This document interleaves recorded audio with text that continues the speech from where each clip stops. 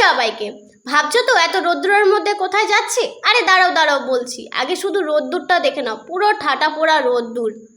বিশ্বাস করো পাচ্ছি না, খুব কষ্ট হচ্ছিল। আর ওই যে উপর দিয়ে প্লেন যাচ্ছে তার গন্তব্যস্থানে, আর এই যে বরমশাই ডেকেছিল তাই যাচ্ছিলাম। আর ওই যে প্লাস্টিকটা, ওর মধ্যে একটা জিনিস আছে, দাঁড়াও গিয়ে দেখতে পাবে। আর এই যে তিনজন মিলে একটু রোদ্রের মধ্যে ঢং করে নিলাম, ঢং করতে করতে আমরা গন্তব্যস্থানে পৌঁছেও গেলাম।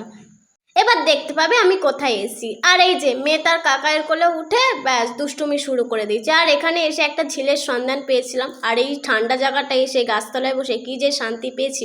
আর এই যে ওই কালো প্লাস্টিকে ছিল মশারি, এই যে এরা এখন এই ঝিলের সন্ধান পেয়েছে, ওখানে নাকি অনেক মাছ আছে, তাই এখন ওরা মাছ ধরতে বেরিয়েছে। এখন জাল টানা দিচ্ছে। এখানে অনেকে ছিল, আমার জিজু ছিল, তারপর ওদের অনেক বন্ধুরা ছিল।